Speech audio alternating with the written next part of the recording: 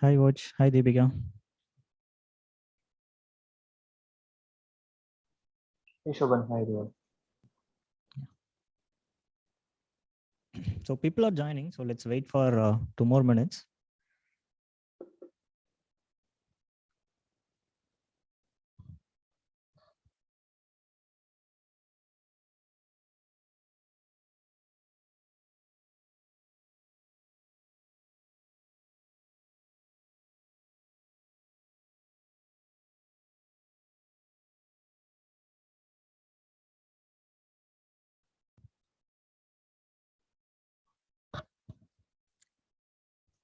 Hello, Debasis.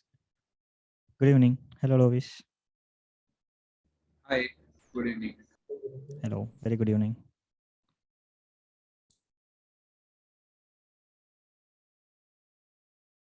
Hello, Shreyan Kumar. Good evening. Hi, good evening.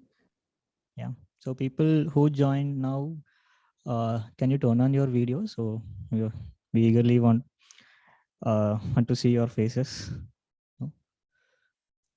Thank you, Dinesh. Hi, Deepika. So turning on the video will help us to have a more interactive session as well. So that's the reason we are encouraging to turning on the video.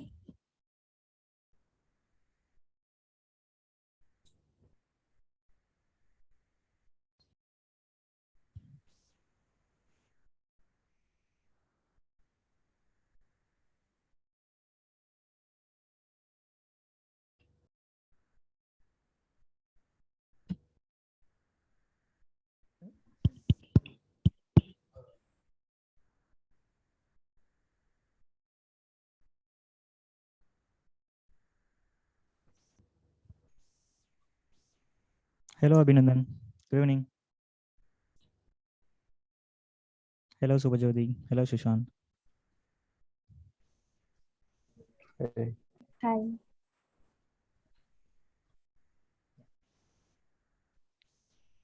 So we can give 1 more minute. We see still people are joining, and we probably start 5:03. Yeah.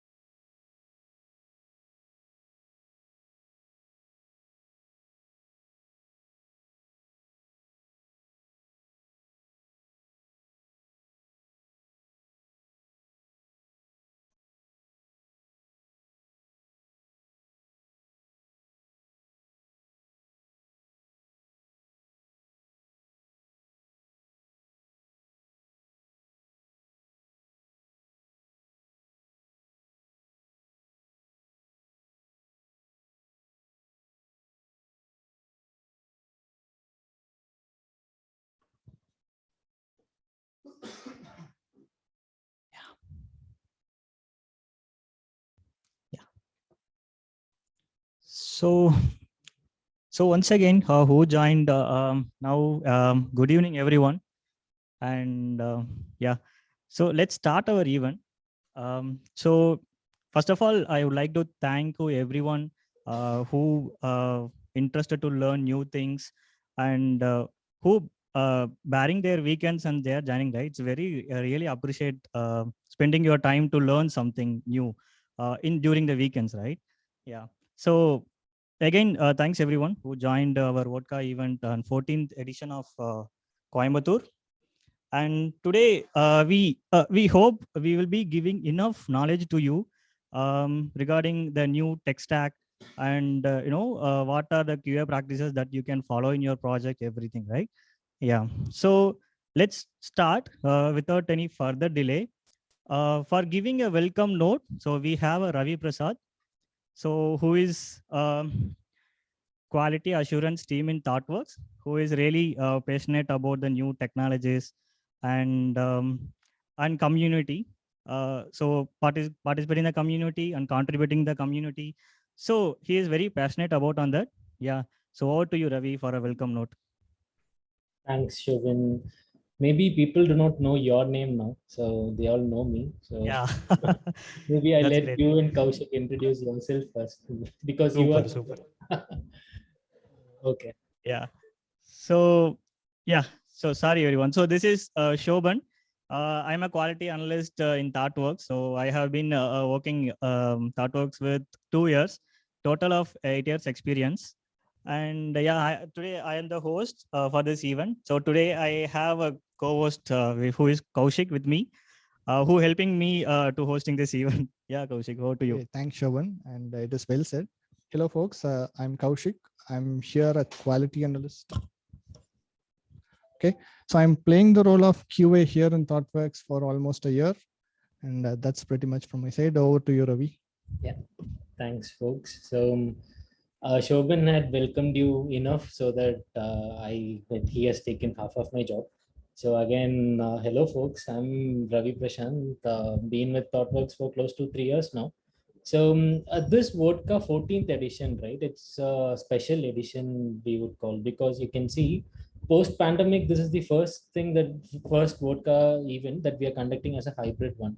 So you can see people are there in office, and and we are there in Zoom. So this is a hybrid model that we are trying out for the first time. Uh, Previously, we kind of do a live telecast or live relay in YouTube or other places, but post pandemic, this is our first event. So and we know that it's been a Friday evening, and it would have been a long week, long day, and thanks all of you for taking your time and coming here, joining us on this Friday Eve. And this vodka, how many of you are new to vodka? Maybe can you raise your hand or come on video and show a thumbs up so that we'll know how many new participants or new faces that we are seeing. Okay, okay, okay. Even thought workers are new here. Cool. So for you people, initially when you'd have heard vodka, right? And on Friday evening, it would be a little intimidating, I know. So, but this vodka is value-oriented discussion on quality analysis. So the main motto that we have for this event is come and learn something new. So definitely, we would the main aim of this particular event is kind of to ensure that we kind of deliver the latest trends in market, and that too in the QA spaces, and make you involve the practices that we are doing, something of that sort. And even in certain vodkas, we do the hiring, I mean, API workshops or the hands-on workshops as well. So these are all the things that we do as part of this event. And this is an platform where not only thought workers can present, we even invite even you people, any of you can come and present in this vodka event. So it's open for all of us. So any of you are interested, and those who are new here, if you have an interesting topic, there is a floor open. You can always register it, and we'll evaluate the presentation, and then you can very well present it in the vodka event. So that's always welcome. And similar to vodka, Thoughtworks is conducting Geek Nights, which is a dev-oriented event. But again, there, if some topics interest you, we can always enroll and we can attend Geek Nights. And even there is Converge. So Converge is for a BA specific event. So if we kind of, again, something interests us even in those spaces, we can go and attend there. So I don't want to take much of your time and bore you people. I think most of you wanted the tech stuff now. So again, we hope that we'll make justice to your time and not waste your Friday evening. So again, I welcome you all, and have an awesome weekend and Friday. Yeah, over to you, Shobhan. Yeah. Thank you, Ravi. Thanks. Such a warm welcome to welcoming everyone. So just taking a few minutes so what the agenda is today, and hope everyone got an email and everyone go through the meetup page and everything, right? So if you want to follow up our forum, we have a Thoughtworks Coimbatore vodka page that we'll be sharing the link in the chat. Maybe you can visit and revisit whatever the topics we've done so far. And also you can watch the space more for the upcoming informations. Yeah.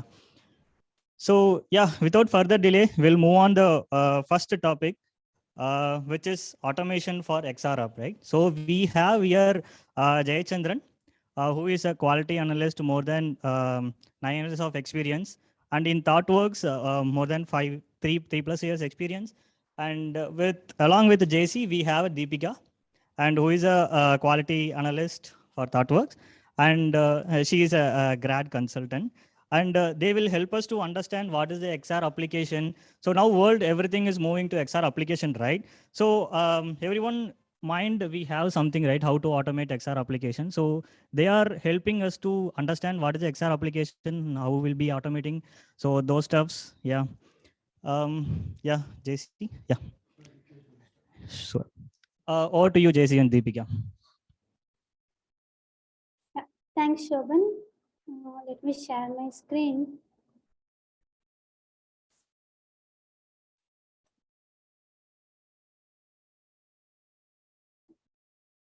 Shobhan, can you stop sharing the screen so that I can share? Or you will be sharing from there? Okay, thank you. Good evening, everyone. Hope my screen is visible. Yeah. So, good evening, everyone. So today myself and JC are here to talk about automation for AR apps. So the objective of this session is to giving an intro of how to get started with XR apps automation. So let's get started. So before getting directly into the session, right, I just want to have like a small questionnaire. So please be active on chat. I will be monitoring chat. So let's get started with the first question. So name a tool which comes to your mind when you think of Android app automation. So let's have 10 seconds for sake of time. Appium. Yeah. So yeah, I'm hearing Appium. Yeah. Okay. Yeah. So considering the time, I'll move on. So yeah, mostly Appium is widely used. And for this session, let's have Appium as our reference. Okay, we will be comparing it throughout the session. So now, if we are using Appium, then how Appium will find a particular button or an input field in a 2D app, 2D Android app? So basically what Appium uses to find it.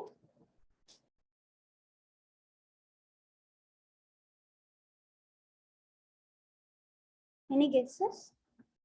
Yeah, commencing was right. So basically Appium needs locator, right? It will use XPath or CSS or ID. So any of the locators, it needs to locate an element. Then moving on to the next question. So we are using this word called XR app, XR app. So anyone have an idea of what is an XR app?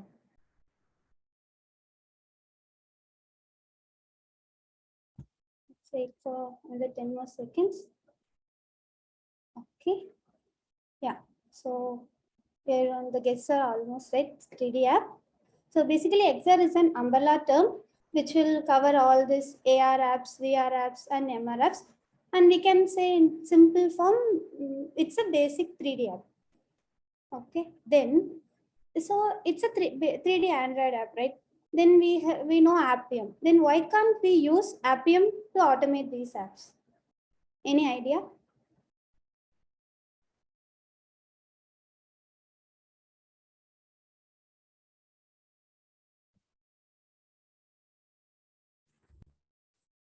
Any guesses? Yeah, mostly correct, Suresh Kumar. Maybe let's move on. So why not Appium, right? So let's see this image. So basically right hand side, we have a 3D app, Android app called TrashBus, which we will be using throughout this session. If you see, we are trying to locate this element using Appium inspector, but it's not able to find any of the elements because even though it's an Android app, the 3D Android apps are built using, sorry, it doesn't have any native Android elements. So if in 3D app, everything we will be calling it as game object. So Appium can't find those elements because Appium is designed in a way it will find only the native Android elements. So that's why we can't use Appium. Then what is the tool today we are going to talk about, right? It's called AltUnity Tester. Basically, AltUnity Tester is nothing but an UI automation tool for 3D Android apps.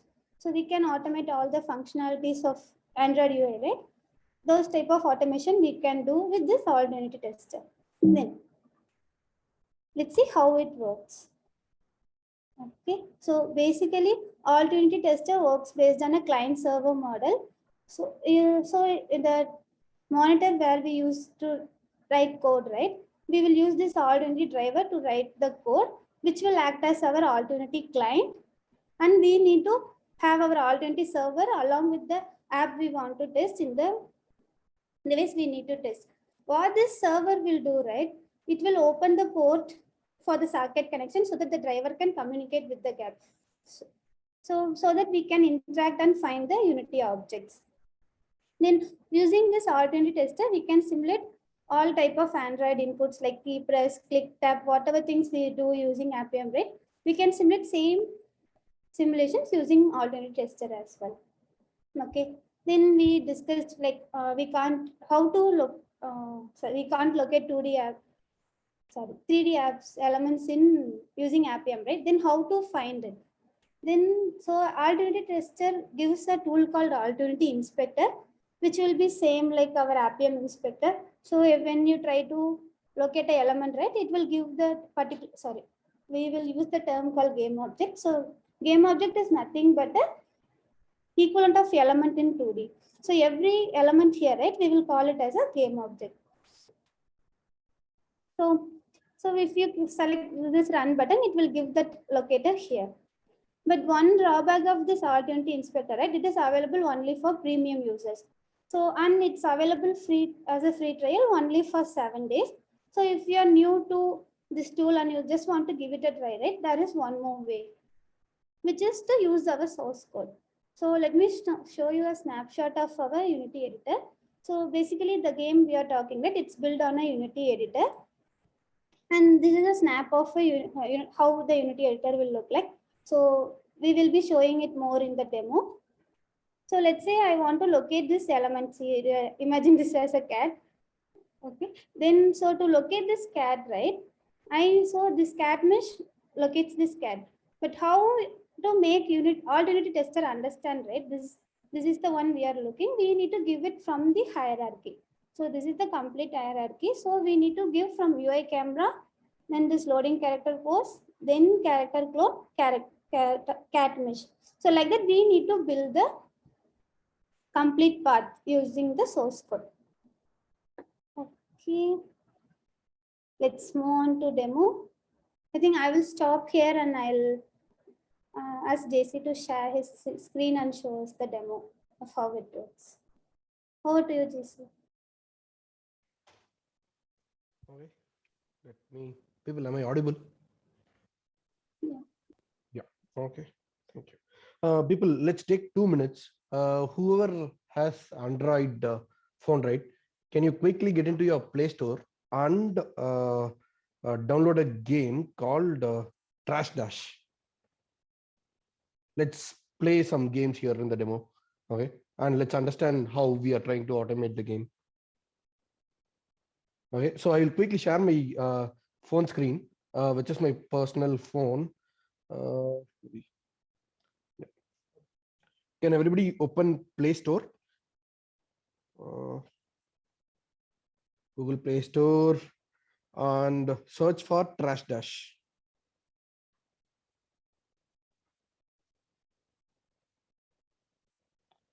And you download the first game, the Endless Runner Trash Dash game.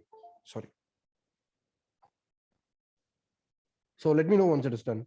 Let's take quick 2 minutes to complete this. Or raise your hands once you're done.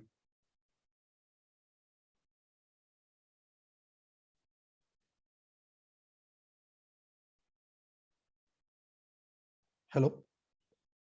Everybody doing that, right? Yeah, it's installing. Okay. Okay, start the game and see what is there in the game. It is just a very basic game. It's kind of a temple run game. The cat is running on the lane and it is collecting some fish bones.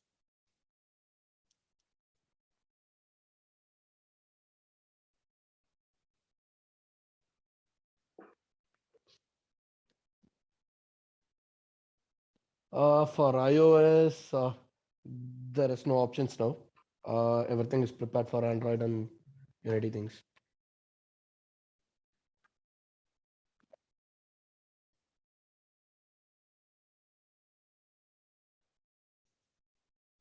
Okay, let me also quickly run the game. Okay, are you everybody seeing my phone right on the screen?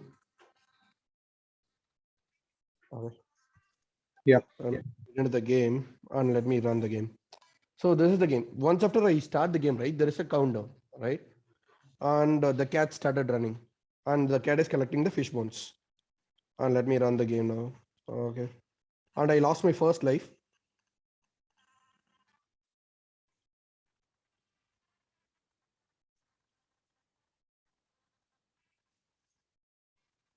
And I am purposefully losing my second life as well to complete the demo. Okay, the third life is also done. If you see, after I lost all my life, the life indication of these three hearts, right, this turned black. Previously, it was actually red. Now, after I lost all my life, it became black and the game is over. So this is the flow. After the game is over, right, we have this pop-up and you click on game over and we have a different pop-up here. So there is a leaderboard, main menu, run, and again I run. So if I run again there is a countdown. Okay, sorry.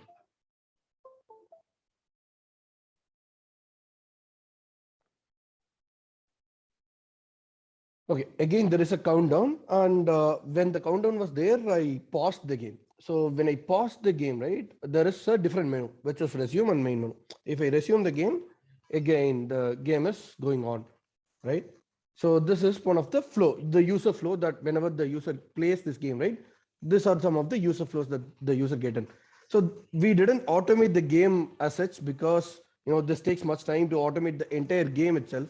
So we are just throwing you ideas to how we are collecting the game objects, and we are how can we automate the user flow for this game. So this is the idea for this demo. Okay. So let me go on to the Unity editor and see how we can use AltUnity Tester. So the game I showed you, right, that is built on top of Unity game engine. So whatever the screen that you are seeing at right now, right, that is the Unity application, which is a game engine. And this game, whatever I showed you, right, that is developed on top of this Unity Unity game engine. So this game is developed on Unity and it is built for Android and it is uploaded in the Play Store, and from there you are getting it downloaded. So whenever we develop a game, right, this game was developed by somebody and it is there in the Play Store and we downloaded it and we are playing it. So when we are developing a game, right, so we can build it for our Android application. Let me build this from Unity. So this is the normal way that an Unity application will get built. Okay, so it can be a game, it can be an enterprise application, it can be an end user application, it can be whatever. If something is built on top of Unity game engine, the normal build way for doing normally building an application for Android this is the way for building an application in Android for the Unity application. So if I say build, it will ask me for a location to save the APK. So if I save this ultracat.apk, it will build an APK and put the APK in this location. If you see here, right, I have already created an APK and put it here. So this is the APK that has been generated out of this out of this Unity build. Okay, so you understood how the Unity is building an APK for a game, right? So this is how the Unity builds an APK. So let's understand the game now. For example, this is one of the UI in the game. So before starting the game, before running the game, this was the page that you are seeing on the phone.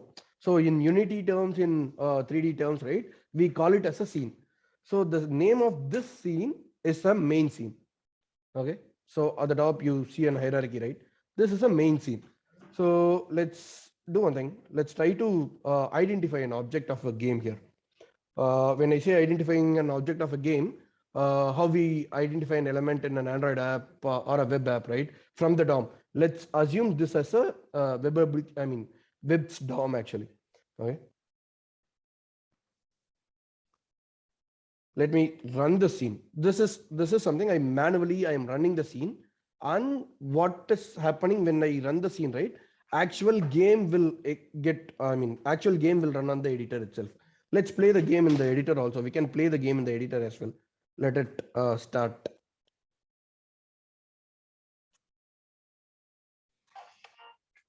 Okay, run. If I say run, I'm using my left arrows, right arrows, and the up arrow, down arrow to control the cat. So this is how we can play it in the editor as well. So the same thing has been built for Android and installed on your phone. And in the editor also, I lost all my life.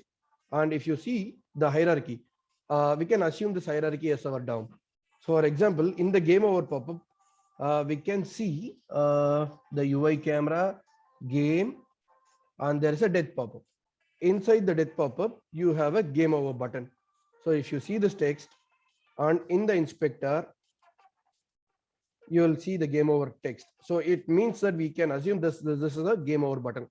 So if you want to interact with this game over button, we have to get into this hierarchy, which is from main, UI camera, game, and death pop-up, and the game over.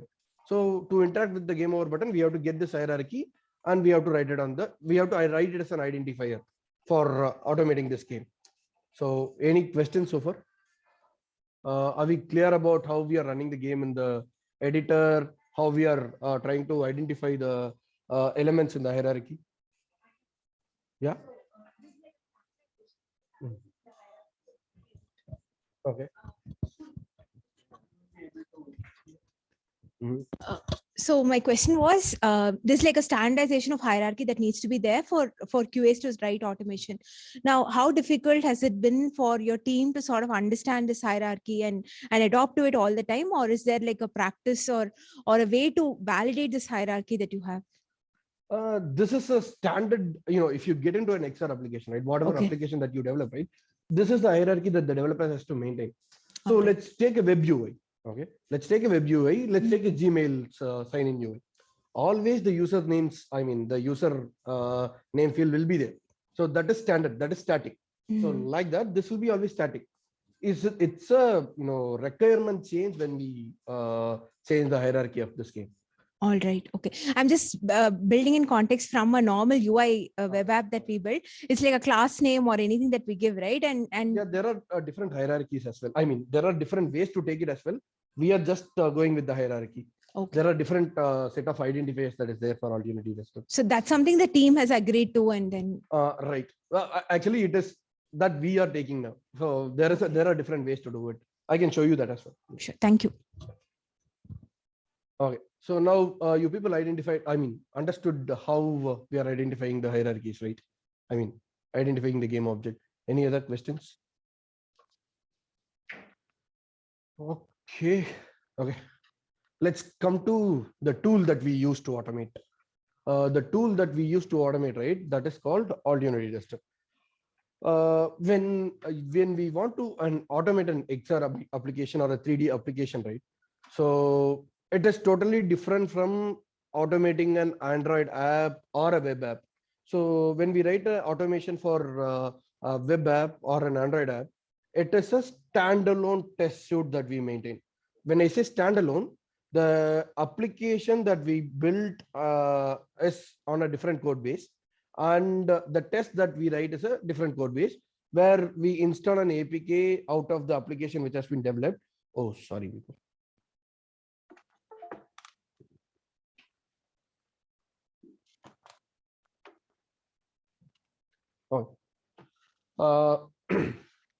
Okay, so we build an APK out of the application and we install, and then we use similar, the Appium or WebDriver IO or whatever tools that we use, and we create our own page object, whatever framework that we use, right, that we are familiar with, and we automate this application.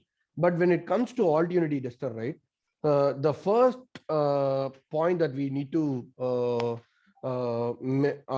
first point that we need to follow is the tool will sit with your application. the tool that you're using, right, that will sit with your application. So for example, if you see, there is a menu called AltUnity Tools. So how we get this menu, right? So I have imported AltUnity Tester as a library for this project. I mean the application project itself. The game is the application here, and inside the game I have imported AltUnity Tester as a library. So when how I am getting this AltUnity Tester as a library? There is an asset store in Unity, and you log in with your account in the asset store, and it's free of cost to create an Unity account. So after you create an account, right, if you go to the asset store and you search for AltUnity Tester, and you get an option of AltUnity Tester.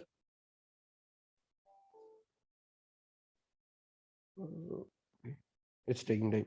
So here itself, you will get an option to import that to the Unity instance that is open.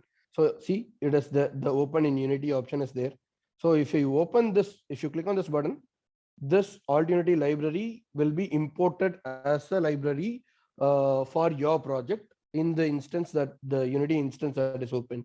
So that's how you get the AltUnity tester tool that is getting imported to the project. So after you import the AltUnity tester to your project, so you get this option. So AltUnity tools and whatever options that AltUnity tester is providing you, you will be able to see all the options there. And if you see here, right, in the project hierarchy, this is kind of the project hierarchy. So in the project hierarchy, I am seeing an AltUnity tester folder. It means that the library has been imported to the project. Whatever is there in the assets, right, the assets folder, it's the entire code base of your project. And AltUnity tester is sitting with your project. I'll tell you why this AltUnity tester is sitting with your project. AltUnity has a two different component. One is the driver component, other one is the server component. The server component is the guy which is sitting with the application. So this is the server component. And this server component, what it does is, whenever you build this application, it will customize your application. And the customization is, it is attaching a prefab in your hierarchy, and it's opening an port on your device.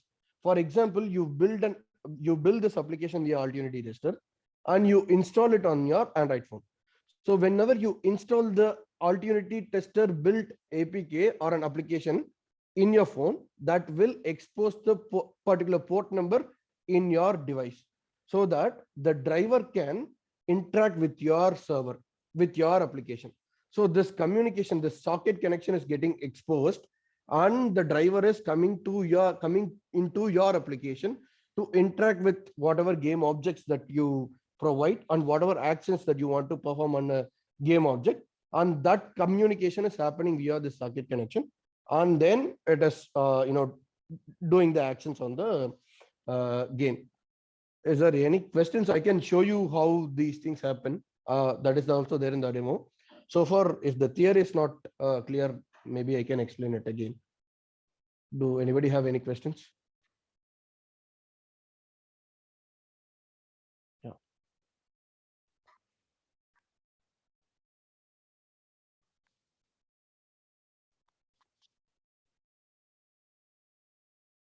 Okay.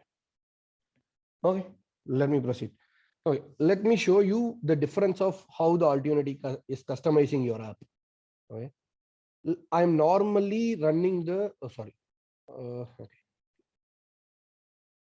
I'm normally running the game in the Unity editor, and if you see this hierarchy, it is as your project hierarchy. Nothing has been customized when you run it from the Unity editor. Okay, so nothing is, I will show you the difference. I have normally run the application, normally run the game. If I run this thing, nothing happens. Whatever the game has to do, that is there in the hierarchy. I'm stopping the game. Okay, and I am running the game via the AltUnity Tester. So AltUnity Tester editor is giving you an option to play it in the editor.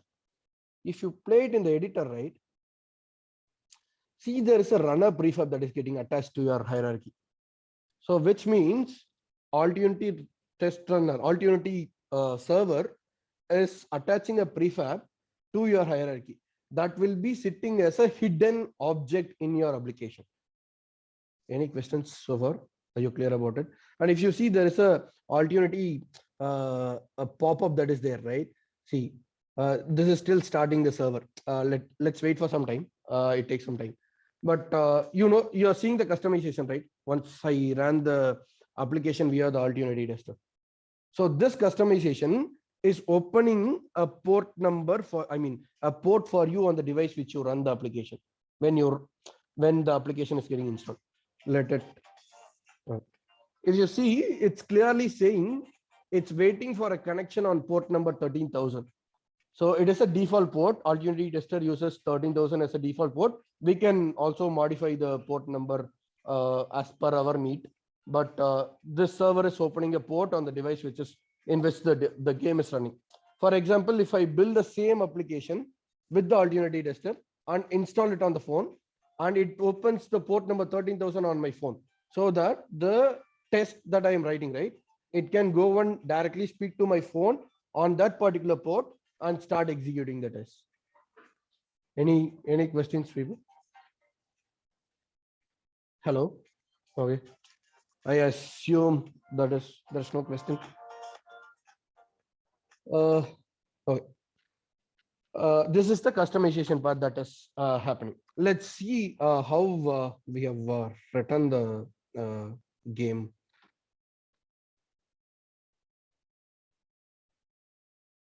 Okay. Let's go to the page object first. So these are all the page objects, as we said right earlier. So the hierarchy, let's take one of the game object here. So when I say game object, you can relate that with the web element in a web project, Android element in an Android project. So game object in the gaming project. Okay. So when I say game object, that is an element. That's all. Let's say run button. Okay, run button. So this is the run button. We were seeing it on the UI. So let's see how we have taken this run button from here. I run the scene.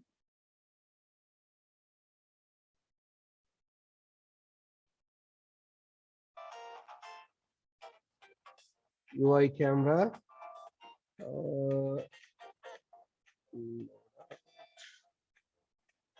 Where is the okay?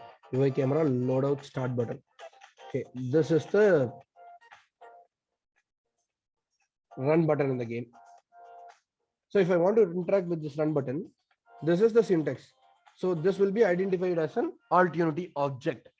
So we are waiting for an AltUnity object with the name of with the name of this start button in the hierarchy. Any questions so far? So this is how we identify the objects in the game. And let's see the test now. We are using the same game objects here on the test also. Let's see the tests here.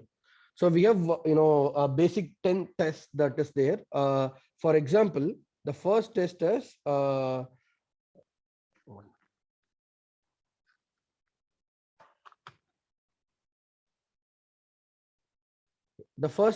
counter should be displayed when starting the game. So whenever we start the game, the counter should be displayed. So for that test, what we are doing is we are clicking on a start button and we are clicking on a run button, and then we are checking for the countdown objects is enabled or not. So this is the very basic test that we do on the game. And next, so these tests are dependent on each other. So why we are making it dependent on each other in the sense in the one-time setup, right? If you see, there is a AltUnity driver instance that is getting initiated. So this driver guy, as I told you earlier, it will try to reach out to the default port of the application that is installed on your mobile. If you see, this is the port number. By default, it is 13,000. So the first step is we have built an application with AltUnity Tester customized, which exposed the port number 13,000, and it has been installed on a device. When I say device, it can be an Android device and it can be a Windows editor as well. So now what I am going to show is show in the demo is a Windows editor, but it can be an Android APK also and it can be installed in an Android mobile as well.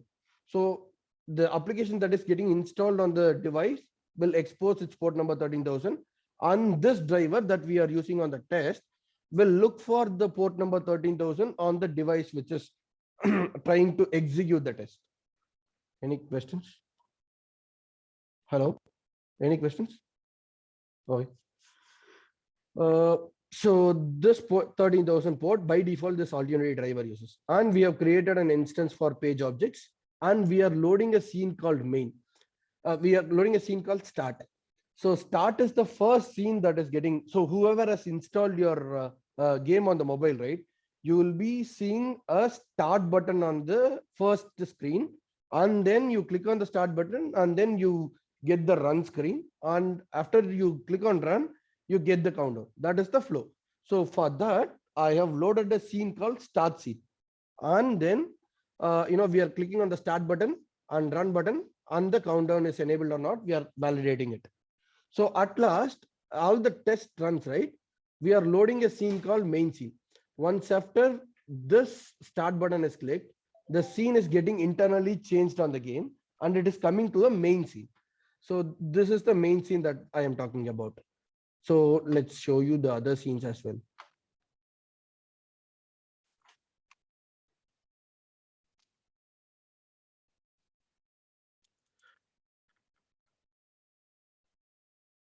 So there are three scenes totally. One is the main scene, and the other one is a start scene. Other one is a stop scene.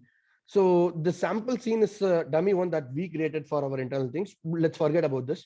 So main scene, start scene, and stop scene is the three scenes that is involved in this game. So first scene is the start scene, and the second is the main one, and third one is the stop one. So for this test, we are using only two scenes. In the two scenes, start is the first scene, and main is the second scene. And after loading the start scene, we are doing all the tests. The first test is countdown validation, and the second test is after the game is over, we are getting the death pop-up or not. And the third test is clicking on game over button after clicking on the game over button, it should go to the main menu. So these are all the UI tests that we have written for the game. After all the test execution is done, right, we are unloading the main scene. So we are making the test as a dependent test because loading a scene and unloading a scene is a costly operation where your test will be flaky and it takes some time to load the scene and unload the scene. So since it is the one-time operation and it is in the one-time setup, so the scene loads first only once, and then all the tests are dependent on each other, and then we tear down the scene where the test is getting completed. So any questions so far? Shall I start running the test and see what's happening? All right, I'll start running the test. For running the test, right, AltUnity Tester has one of the major drawback as well. So for running the test, AltUnity Tester should have the application launched already by a third party. So the third party can be a manual third party. So I can start the application and start running the test. That is possible, and that is not possible in the CI cases. That is possible only on the real devices cases. And AltUnity can, manual case, I can play it in editor and then run the test. That is one of the other case. And I can use ADB commands on the device to launch the application on the Android mobile, and then I can execute AltUnity testers. That is the third case. And the fourth case is we can use Appium to launch the application alone, and from there AltUnity Tester can execute all your tests. This is a kind of small workaround that we need to do, that we need to support AltUnity Tester to launch the application. So there are different ways that can be done manually as well, and that can be done automatically as well. But AltUnity Tester does not have the capability to launch the application automatically. We have to use some other tools or some other ADB commands to launch the application. For now, what I have done is I have played the AltUnity edit. Played the scene via the AltUnity Tester editor. So it opens the port number 13,000 connection on my editor. So it opens the connection and I say run all my tests. Let's see what happens. So it has validated the countdowns and it will wait until the game is over.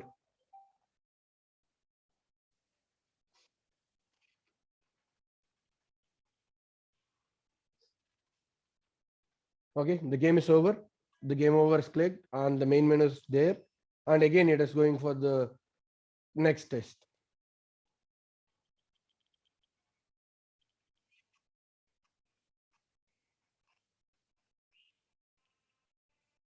Yeah, again, the death pop-up, game over. Yeah, again, it is running the test.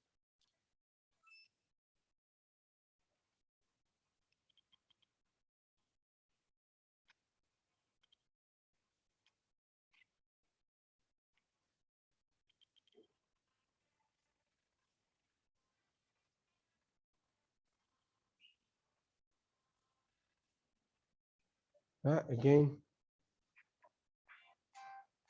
Yeah, done.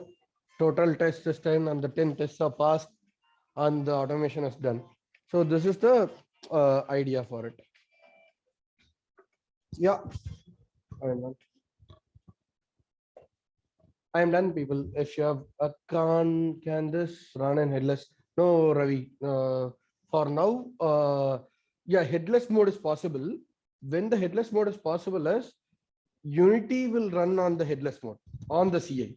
So if the Unity is running on the headless mode on the CI, this can also run on the headless mode CI instance. Sure. Yeah. Any other questions? I see tests are written using C# language. Yeah. So since I have done the editor automation test, right? This game has been developed on top of C#. I also used C# to automate on the editor. So if you go for device-oriented testing, right? If you build an APK for Android and install the Android APK on the device, then what happens is you can use AltUnity driver library, which is supporting Python, C# and Java. You can write your tests on 3 different languages, but the game will be on C#. Is that valid only functional testing? So far, we have tried only for functional testing. Maybe wait, I'm not looking at the questions. Yeah, we have one more question from Muthu. Yeah. Is that validated only functional testing or can perform non-functional? Yeah, that's what we have tried it so far only for the functional test. The non-functional test, we have to explore things. We haven't tried so far. Any question? And I think so non-functional is not possible as well. It's completely on the buttons. I am not much sure about it, but as far as I explored, this is only for the functional things. Yeah. Yeah, I have 2 more questions. Is it okay? Give me the questions.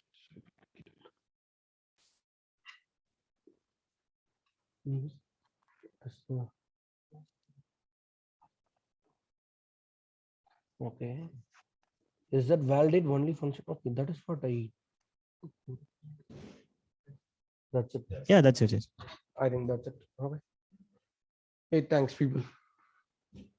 People, we can see a lot of questions. If you still have any questions, please feel free to use our chat box. People, I will share the project on the GitHub, and that will be there on the vodQA page. You can get it. Sure. We will be sending along with the thank you mail, as well as will be posted in the GitHub repo in the website, Coimbatore CB website. Over to you, Kaushik. Okay. Thanks,